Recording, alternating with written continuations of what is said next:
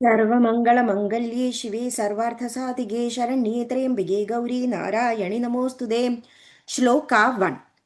സൃഷ്ടൗ സർഗരൂപാ ജഗദവന വിധൗ പാലിനീയാ ച രൗദ്രീ സംഹാരേ ചാപി യസ്യ ജഗദ്ദിദം അഖിലം ക്രീഡനം യാ പരാഖ്യാ പശ്യന്തി മധ്യമാധോ തദനു ഭഗവതി വൈഖരി വർണ്ണരൂപാം സാസ്മദ്വാജം പ്രസന്ന വിധിഹരിഗിരി ശാരദാദിതാലങ്കരോതു.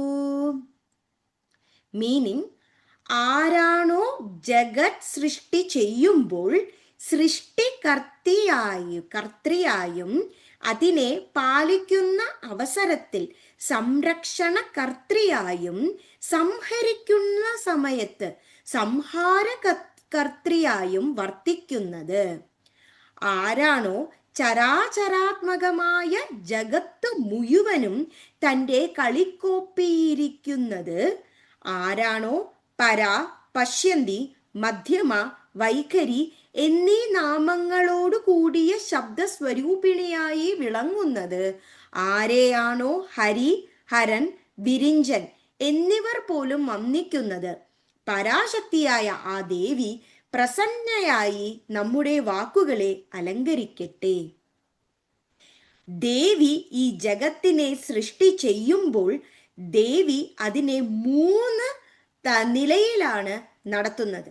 സൃഷ്ടികർത്തൃയായിട്ടും അതുപോലെ തന്നെ സംരക്ഷണകർത്തൃയായിട്ടും അതുപോലെ തന്നെ സംഹാരകർത്തൃയായിട്ടും വർത്തിക്കുന്നു.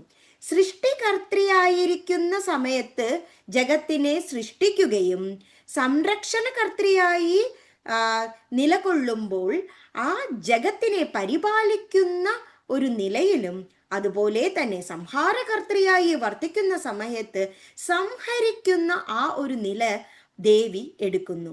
അതുപോലെ ചരാചരാത്മകമായ ജഗത്ത് മുഴുവനും ആ ദേവി തൻ്റെ ഒരു കളിക്കോപ്പാക്കി വെച്ചുകൊണ്ട് അതിൽ ഓരോരോ സൃഷ്ടിയും ദേവിയുടെ ഒരു പാവയായി ഇരിക്കുന്നു. നമ്മളൊക്കെ ദേവിയുടെ ഓരോരോ ചലനത്തിലും പാവയായി മാറിയാണ് ഇവിടെ ഈ ജഗത്തിൽ, പ്രപഞ്ചത്തിൽ വർത്തിക്കുന്നത്. ദേവിക്ക് പല നാമങ്ങളുണ്ട്. ആ നാമങ്ങളാണ് പര, പശ്യന്തി, മധ്യമ, വൈഖരി എന്നത്. ആരാണോ ഹരി എന്നാൽ മഹാവിഷ്ണു, ഹരൻ എന്നാൽ പരമശിവൻ, വിരിഞ്ചൻ എന്നാൽ ബ്രഹ്മാവ്, ആ 3 ത്രിമൂർത്തികളും ഒന്നുപോലെ വന്ദിക്കുന്നത്, അങ്ങനെയുള്ള ആ പരാശക്തിയായ ആ ദേവി പ്രസന്നമായി നമ്മുടെ വാക്കുകളെ അലങ്കരിക്കട്ടെ എന്നാണ് ആദ്യത്തെ ശ്ലോകം. സൃഷ്ടൗ സർഗരൂപ ജഗദ്ദവന വിധൗ പാലിനീയാ ച രൗദ്രീ സംഹാരേ ചാപി യസ്യ ജഗദ്ദിദമഖിലം ക്രീഡനം യഃ പരാഖ്യാ പശ്യന്തി മധ്യമാധോ തദനു ഭഗവതി വൈഖരി വർണ്ണരൂപാം സാസ്മദ്വാജം പ്രസന്ന വിധി ഹരിഗിരീശാരാധിതാലങ്കരോതു. സർവമംഗളമംഗല്യേ ശിവേ സർവാർത്ഥസാധികേ ശരണ്യേ ത്രയംബകേ ഗൗരി നാരായണി നമോസ്തുതേ. Thank you.